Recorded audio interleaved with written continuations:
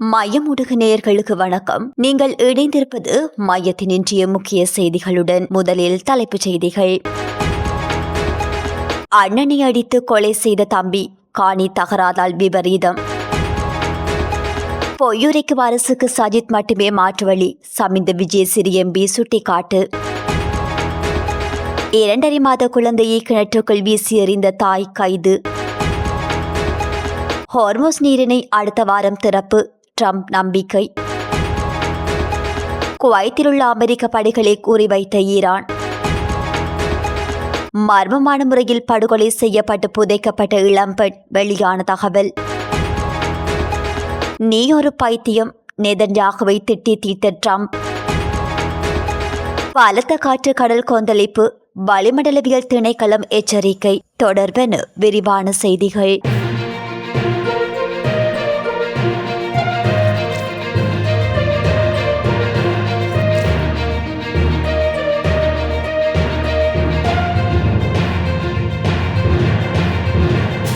அம்பாந்தோட்ட வலஸ்முல்லை பிரதேசத்தில் நீண்ட காலமாக காணப்பட்டு காணி தகராறு காரணமாக அண்ணனை தம்பியை அடித்து படுகொலை செய்துள்ள அதிர்ச்சி சம்பவம் இடம்பெற்றுள்ளது. இந்த கொலை சம்பவம் நேற்றைய தினம் இடம்பெற்றுள்ளது. இந்த கொடூர சம்பவத்தில் 3 பிள்ளைகளின் தந்தையான 37 வயதுடைய குடும்பஸ்தரே படுகொலை செய்யப்பட்டுள்ளார். சம்பவம் குறித்து மேலும் தெரிய வருகையில் மேற்படி 2 சகோதரர்களுக்கும் இடையே நீண்ட காலமாக காணி தகராறு நிலவி வந்துள்ளது. நேற்று மாலை இது தொடர்பாக இருவருக்கும் இடையே கடுமையான வாக்குவாதம் ஏற்பட்டு அது கைகலப்பாக மாறியுள்ளது. இதன்போது ஆத்திரமடைந்த தம்பி அண்ணன் மீது கடுமையான தாக்குதலை மேற்கொண்டுள்ளார். இந்த தாக்குதலில் படுகாயமடைந்த அண்ணன் சம்பவ இடத்திலேயே உயிரிழந்துள்ளார். இந்த கொலை சம்பவம் தொடர்பில் 2 பிள்ளைகளின் தந்தையான 34 வயதுடைய தம்பியை போலீசார் உடனடியாக கைது செய்துள்ளனர். உயிரிழந்தவரின் சடலம் பிரேத பரிசோதனைகளுக்காக வைத்தியசாலையில் வைக்கப்பட்டுள்ளதுடன் கைது செய்யப்பட்டுள்ள சந்தேக நபரை நீதிமன்றத்தில் முன்னிலைப்படுத்த போலீசார் மேலதிக விசாரணைகளை முன்னெடுத்து வருகின்றமை குறிப்பிடத்தக்கது. எரிபொருள் விலை அதிகரிக்கப்படாது என்று உறுதியளித்திருந்த போதிலும் புனித வெசாக் பௌர்ணமி தினத்தன்று மக்கள் வழிபாடுகளை முடித்துவிட்டு வீடு திரும்புகின்ற நள்ளிரவில் டீசல் மற்றும் பெட்ரோல் விலைகள் அதிரடியாக உயர்த்தப்பட்டுள்ளது என ஐக்கிய மக்கள் சக்தியின் நாடாளுமன்ற உறுப்பினர் சமிந்த விஜயசிறி குற்றம் சாட்டியுள்ளார். அரசின் இத்தகைய பொய்யுரைக்கும் அரசியலை மக்கள் நன்கு புரிந்து வைத்துள்ளனர் எனவும் எப்போதும் உண்மையை மட்டுமே பேசி நாட்டை பொருளாதார சீரழிவிலிருந்து மீட்கக்கூடிய ஒரே தலைவர் சஜித் பிரேமதாச மட்டுமே எனவும் அவர் குறிப்பிட்டுள்ளார். கொழும்பில் நேற்றைய தினம் ஊடகங்களுக்கு கருத்து தெரிவிக்கும் போதே அவர் இதனை குறிப்பிட்டுள்ளார். தரம் குறைந்த நிலக்கரியை நாட்டுக்கு இறக்குமதி செய்ததன் மூலம் தற்போதைய அரசாங்கம் மிகப்பெரிய ஊழலை செய்துள்ளது. இந்த முறைகேட்டை தணிக்கை திணைக்களமும் உறுதிப்படுத்தியுள்ள நிலையில் இதனால் ஏற்பட்டுள்ள நட்டத்தை மறைக்கவே நாட்டு மக்களுக்கு முன்கூட்டியே அறிவிக்காமல் திடீர் தொழில்நுட்ப கோளாறு என்ற பெயரில் நாளொன்றுக்கு 3 முதல் 4 மணித்தியாலங்கள் மறைமுக மின்வெட்டு நடைமுறைப்படுத்தப்பட்டு வருகின்றது. எதிர்க்கட்சியில் இருந்தபோது வரி குறைப்பு மற்றும் மக்களுக்கு நிவாரணம் வழங்குவது பற்றி பேசிய ஜனாதிபதி அனுரகுமார திசாநாயக்க தலைமையிலான தேசிய மக்கள் சக்தி அரசு இன்று ஆட்சியை பிடித்த பிறகு மக்களை திட்டமிட்டு ஏமாற்றி வருகின்றது. திரைசேரி நிரம்பியுள்ளதாக ஜனாதிபதி கூறுவது உண்மையெனில் ஏன் மக்களுக்கு மின்சாரம் மற்றும் எரிபொருளுக்கான நிவாரணங்களை வழங்கக்கூடாது? இவர்களின் செயல் மக்களின் வரிப்பணத்தை கொள்ளையடித்து சர்வதேச தேடர்களுடன் கூட்டு சேர்ந்துள்ளதோ என்ற பலத்த சந்தேகத்தை எழுப்பியுள்ளது. குறிப்பாக உலக சந்தையில் மசகு எண்ணெய் விலை அதிகரிக்காத நிலையிலும் இலங்கையில் மட்டும் இந்த விலை உயர்வு மீது மக்கள் சுமத்தப்பட்டுள்ளது. தற்போதைய அரசின் இத்தகைய பொய்யுரைக்கும் அரசியலையும் அடக்குமுறைகளையும் மக்கள் இன்று நன்கு உணர்ந்துள்ளனர். தற்போது அரசுக்குள் இருக்கும் சிலரே இவர்களின் ஏமாற்று மற்றும் பொய் வேலைகளுக்கு எதிராக குரல் எழுப்ப தொடங்கியுள்ளனர். அதனாலேயே கட்சி மாறுபவர்களுக்கும் தமக்கு எதிராக செயற்படுபவர்களுக்கும் எதிராக கடுமையான சட்டங்களை கொண்டு வந்து அவர்களின் வாயை மூட அரசு முயற்சிக்கின்றது. கடந்த காலங்களில் ஊடகங்களை ஒடுக்கவும் பல்வேறு முயற்சிகள் எடுக்கப்பட்டன. அரசின் மீதான மக்கள் ஆதரவு முற்றாக சரிந்துவிட்டதை உணர்ந்து கொண்டதன் காரணமாகவே மாகாண சபை தேர்தலை நடாத்துவதற்கு அரசு அஞ்சி அதனை தள்ளி போட்டு வருகிறது. கடந்த காலங்களில் எதிர்க்கட்சியாக இருந்தபோது எமது தலைவர் சஜித் பிரேமதாஸ் நாட்டின் கல்வி முறையை நவீனமயமாக்குவதற்காக பாடசாலைகளுக்கு ஸ்மார்ட் போர்டுகளை வழங்கிய போது இவர்கள் கிண்டலடித்தார்கள். ஆனால் இன்று மேடைகளில் பொய்யுரைப்பதை தவிர இந்த அரசுக்கு நாட்டை வழிநடத்த எந்தவித பொருளாதார அறிவோ அல்லது நிபுணத்துவமோ இல்லை என்பது உறுதிப்படுத்தப்பட்டுள்ளது. ஊழல்வாதிகளுடன் கைகோர்க்காமல் எப்போதும் உண்மையை மட்டும் பேசி நாட்டை இந்த ஆழமான பொருளாதார சீரழிவிலிருந்து மீட்கக்கூடிய ஒரே தலைவர் சஜித் பிரேமதாச மாத்திரமே என குறிப்பிட்டுள்ளார்.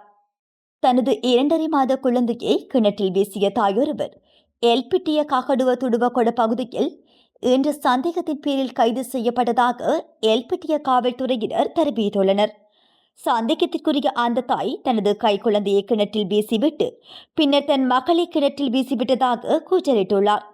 அதன்படி உடனடியாக செயல்பட்ட அவரது கணவர் கிணற்றில் மிதந்து கொண்டிருந்த மகளை வெளியே இழுத்து அக்கப்பக்கத்தில் உள்ள உதவியுடன் மருத்துவமனையில் சேர்க்க நடவடிக்கை எடுத்தார். இதனால் குழந்தையின் உயிர் காப்பாற்றப்பட்டதாக காவல்துறையினர் தெரிவித்துள்ளனர். குழந்தை வீசப்பட்ட கிணறும் ஆழம் குறைவாக இருந்ததால் குழந்தையை காப்பாற்ற முடிந்தது எனவும் அவர்கள் தெரிவித்தனர். குழந்தையின் நிலைமை கவலைக்கிடமாக இல்லை என்று காவல்துறையினர் மேலும் குறிப்பிட்டுள்ளனர். அமெரிக்க ஜனாதிபதி டொனால்ட் ட்ரம்ப் ஈரானுடனான போர் நிறுத்தத்தை நீடித்து ஹோர்முஸ் நீரிணையை மீண்டும் திறப்பது தொடர்பாக அடுத்த வாரத்தில் ஈரானுடன் ஒரு உடன்பாடு எட்டப்படும் என நேற்றைய தினம் தெரிவித்துள்ளார். நிலைமை நன்றாக இருக்கிறது என்று அவர் ஏபிசி நியூஸுக்கு அளித்த தொலைபேசி நேர்காணலில் தெரிவித்துள்ளார். இன்று ஒரு சிறிய சிக்கல் ஏற்பட்டது, ஆனால் நீங்கள் முன்பே கவனித்தபடி நான் அதை மிகவும் விரைவாக சரி செய்துவிட்டேன். லெபனான் மீதான இஸ்ரேலின் தாக்குதல்களால் ஈரானியர்கள் அதிருப்தி அடைந்ததே அந்த சிக்கல் என்று அவர் குறிப்பிட்டுள்ளார். எனவே நான் ஹிஸ்புல்லாவுடன் பேசினேன். துப்பாக்கிச் சூடு வேண்டாம் எனவும் அவர்களுக்கு தெரிவித்தேன். மேலும் பிபிசியுடன் பேசினேன். துப்பாக்கிச் சூடு வேண்டாம் என்று கூறினேன். அவர்கள் இருவரும் ஒருவரையொருவர் சுடுவதை நிறுத்தினார்கள் என்று அவர் தெரிவித்தார். ஈரானுடனான ஒரு அமைதி ஒப்பந்தம் ஒரு இராணுவ வெற்றியை விடவும் சிறந்ததாக இருக்கக்கூடும் என ட்ரம்ப் குறிப்பிட்டுள்ளார். இது ஒரு எளிமையான விடயம் அல்ல எனவும் அவர் குறிப்பிட்டார். நீங்கள் ஒரு மிகப்பெரிய நாட்டை பற்றி பேசுகிறீர்கள். அவர்கள் மிகப்பெரிய நாடு ஒரு ஒப்பந்தம் செய்து கொள்கிறது. உண்மையில் இது மிகப்பெரிய பகைமை. எனவே இது அவர்களுக்கு ஒரு எளிதான காரியம் அல்ல. உண்மையில் எங்கள் தரப்பிலிருந்து இது எளிதானது அல்ல. ஆனால் எங்களுக்கு என்ன கிடைக்க வேண்டுமோ அது கிடைக்கிறது. போர் நிறுத்த நீடித்த ஒப்பந்தமும் நீரிணையை மீண்டும் திறப்பதற்கான புரிந்துணர்வு ஒப்பந்தமும் எப்போது முடிக்கப்பட்டு ஒப்புக்கொள்ளப்படும் என்பது குறித்து ட்ரம்ப் மேலும் குறிப்பிட்டுள்ளார். அடுத்த வாரத்தில் இது நடக்கும் என்று நீங்கள் நினைக்கிறீர்கள் என நான் நினைக்கிறேன். நான் இன்னும் சில நிபந்தனைகளை பெற வேண்டியிருப்பதால் தான் இன்னும் அதற்கு ஒப்புக்கொள்ளவில்லை எனவும் அவர் குறிப்பிட்டுள்ளார். ஹோர்முஸ் நீரிணையை சுற்றியுள்ள பகுதிகளில் ஒரு வாரத்தில் 3வது பதற்ற நிலை ஏற்பட்டுள்ள பின்னணியில் குவைத்தில் உள்ள அமெரிக்க படைகளை ஈரான் தாக்கியுள்ளது. சர்வதேச கடல் பகுதியில் அமெரிக்க அணில விமானம் சுட்டு வீழ்த்தப்பட்டது உள்ளிட்ட தொடர்ச்சியில் இந்த தாக்குதல் முன்னெடுக்கப்பட்டுள்ளது. போர் தொடங்கியதிலிருந்து ஈரான் 20 அமெரிக்க ராணுவ தளங்களை சேதப்படுத்தியுள்ளது என்பதை பிபிசி வெரிஃபை ஆய்வு செய்த செயற்கைக்கோள் படங்கள் மற்றும் காணொலிகள் காட்டுகின்றன. இது பகிரங்கமாக ஒப்புக்கொள்ளப்பட்டதை விட இந்த தாக்குதல்கள் மிகவும் விரிவானவை என்பதை சுட்டிக்காட்டுகிறது. பிப்ரவரி மாத இறுதியிலிருந்து மத்திய கிழக்கில் உள்ள 8 நாடுகளில் முக்கிய தளங்களை ஈரான் குறிவைத்ததால் அதிநவீன வான் பாதுகாப்பு அமைப்புகள், எரிபொருள் நிரப்பு விமானங்கள் மற்றும் ரேடார்களுக்கு மில்லியன் கணக்கான டாலர் சேதம் ஏற்பட்டுள்ளது. கடந்த 3 மாதங்களாக ஈரான் மற்றும் லெபனான் முழுவதும் அமெரிக்கா இஸ்ரேல் நடாத்திய தாக்குதல்களுக்கு பதிலடியாக தெஹ்ரான் அமெரிக்க தளங்களையும் அமெரிக்க ராணுவத்தின் கூட்டு வசதிகளையும் குறிவைத்துள்ளது. விரோத ஏவுகணை மற்றும் ஆளில்லா விமான தாக்குதல்களை எதிர்கொண்டு வருவதாக குவைத் ராணுவம் திங்கட்கிழமை அதிகாலையில் தெரிவித்த நிலையில் நாடு முழுவதும் வான்வெளி தாக்குதல் எச்சரிக்கை ஒலி எழுப்பப்பட்டதாக அரசு செய்தி நிறுவனம் தெரிவித்துள்ளது.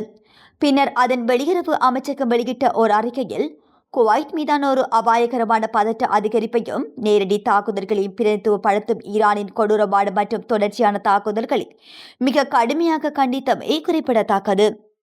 தெல்தினிய உதீஸ் பட்டுவ ரங்கலா ஹக்மன பகுதியைச் சேர்ந்த 22 வயதான ஆழி தொழிலாதியான யுவதியொருவர் மர்மமான முறையில் கொலை செய்யப்பட்டு புதைக்கப்பட்டுள்ளார்.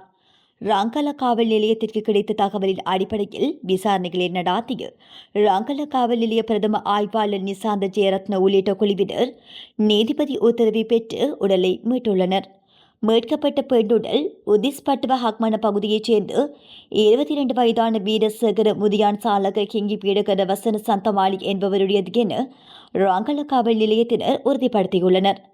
தெல்தெனிய நீதவான் கமல் சஞ்சன ஜெயதிலக சடலம் கண்டெடுக்கப்பட்ட இடத்தில் நேரில் சென்று விசாரணைகளை நடாத்தியதுடன் தெல்தெனிய மருத்துவமனையின் சட்ட வைத்திய அதிகாரியை கொண்டு சடலத்துக்கு மேலதிக பிரேத பரிசோதனைகளை நடாத்தி அது குறித்த அறிக்கையை நீதிமன்றத்தில் சமர்ப்பிக்குமாறு ராங்கல காவல் நிலைய பொறுப்பு அதிகாரிக்கு உத்தரவிட்டுள்ளார். லெபனான் மீதான இஸ்ரேலின் மோசமான தாக்குதல் அமைதி ஒப்பந்தத்திற்கு பாதகத்தை ஏற்படுத்தும் வகையில் இருப்பதால் அமெரிக்க ஜனாதிபதி டிரம்ப் கடும் அதிருப்தி அடைந்துள்ளதாக சர்வதேச ஊடகங்கள் செய்தி வெளியிட்டுள்ளன. இதனை அடுத்து அவர் இஸ்ரேல் பிரதமர் பெஞ்சமின் நெதன்யாகுவை தொலைபேசியில் தொடர்பு கொண்டு சரமாரியாக திட்டியுள்ளதாகவும் தெரிவிக்கப்பட்டுள்ளது. இந்த நிலையில் நெதன்யாகுவுடனான அந்த உரையாடலில் டிரம்ப் என்ன பேசினார் என்பது தொடர்பாக தகவல்கள் வெளியாகியுள்ளது. அதில் வளைகுடா பிராந்தியத்தில் அமெரிக்க நலன்களுக்கு நீங்கள் ஆபத்தை விளைவிக்கிறீர்கள் என்று டிரம்ப் குற்றம் சாட்டியுள்ளார். பதட்டம் அதிகரித்ததால் இஸ்ரேல் மேலும் தனிமைப்படுத்தப்படும் என எச்சரித்துள்ளார். அதன்பின் ஆவேசமான டிரம்ப் திட்டமிட தொடங்கினார். நீ நெதன்யாகு ஒரு பைத்தியக்காரன், நான் இல்லை என்றால் நீ சிறையில் இருந்திருப்பாய். நான் தான் உன்னை காப்பாற்றுகிறேன். இப்போது எல்லாரும் என்னை வெறுக்கிறார்கள். இதன் காரணமாக எல்லோரும் இஸ்ரேலை வெறுக்கிறார்கள் என்று டிரம்ப் திட்டினார் என குறித்த ஊடக செய்திகள் விவரித்துள்ளன. ஒரு கட்டத்தில் நெதன்யாகுவிடம் நீ என்ன செய்து கொண்டிருக்கிறாய் என்று டிரம்ப் கோபத்துடன் கத்தியதாக தெரிவிக்கப்பட்டுள்ளது. அப்போது கிஸ்புல்லா தான் போர் நிறுத்தத்தை மீறியதாக நெதன்யாகு தெரிவித்துள்ளார். ஆனால் லெபனானில் பொதுமக்கள் உயிரிழப்புகள் குறித்து டிரம்ப் கவலை தெரிவித்தார். கிஸ்புல்லா தளபதிகளை தனிப்பட்ட முறையில் குறிவைத்து கட்டிடங்களை அழிக்கும் இஸ்ரேலின் நடவடிக்கைகளுக்கு அவர் எதிர்ப்பு தெரிவித்தார். நெதன்யாகுவுடனான உரையாடலுக்கு பிறகு இஸ்ரேலுக்கும் கிஸ்புல்லாவுக்கும் இடையிலான பதற்றம் தணியும் என டிரம்ப் அறிவித்துள்ளார். இதனையடுத்து லெபனான் தலைநகர் பெய்ரூட்டில் உள்ள கிஸ்புல்லா இலக்குகளை தாக்கும் திட்டங்களில் இருந்து இஸ்ரேல் பின்வாங்கியதாக தகவல்கள் வெளியாகியுள்ளது. ஆனால் நெதன்யாகு கூறும்போது ஹிஸ்புல்லா இயக்கத்தினர் இஸ்ரேல் மீதான தாக்குதல்களை நிறுத்தாவிட்டால் பெய்ரூட்டில் உள்ள அந்த இயக்கத்தின் இலக்குகள் மீது இஸ்ரேல் தாக்குதல் நடாத்தும். எங்களின் இந்த நிலைப்பாடு மாறவில்லை. அதே வேளையில் தெற்கு லெபனானில் இஸ்ரேல் பாதுகாப்பு படை திட்டமிட்டபடி தொடர்ந்தும் செயல்படும் என அவர் குறிப்பிட்டுள்ளார். முல்லைத்தீவு, யாழ்ப்பாணம், காங்கேசன்துறை, மன்னார், புத்தளம், கொழும்பு, காலி மற்றும் அம்பாந்தோட்டை ஊடாக பொத்துவில் வரைக்கான கடற்பகுதிகளுக்கான வளிமண்டலவியல் திணைக்களம் விசேட அறிவித்தல் ஒன்றை வெளியிட்டுள்ளது. இதன்படி நேற்று முற்பகல் 10:30 மணிக்கு வெளியிடப்பட்ட இந்த அறிவித்தல் நாளை முற்பகல் 10:30 மணி வரை செல்லுபடியாகும் என தெரிவிக்கப்பட்டுள்ளது. இதன்படி முல்லைத்தீவு முதல் காங்கேசன்துறை, மன்னார், புத்தளம், கொழும்பு, காலி மற்றும் அம்பாந்தோட்டை ஊடாக பொத்துவில் வரைகான கரையோரத்திற்கு அப்பாற்பட்ட கடற்பரப்புகளில் காற்றின் வேகம் அவ்வப்போது மணித்தியாலத்திற்கு 50 முதல் 60 கிலோமீட்டர் வரை அதிகரிக்கக்கூடும் எனவும் குறித்த கடற்பரப்புகள் அவ்வப்போது கொந்தளிப்பாக காணப்படும் எனவும் அந்த அறிவித்தலில் குறிப்பிடப்பட்டுள்ளது. எனவே மேற்குறிப்பிட்ட கடல் பிராந்தியங்களில் தொழிலில் ஈடுபடும் மீனவர்களும் கடற்சார் சமூகத்தினரும் இது குறித்து அவதானத்துடன் செயற்படுமாறு வளிமண்டலவியல் திணைக்களம் அறிவுறுத்தியுள்ளது. இத்துடன் மையத்தின் இன்றைய முக்கிய செய்திகள் நிறைவு பெறுகின்றன. நன்றி.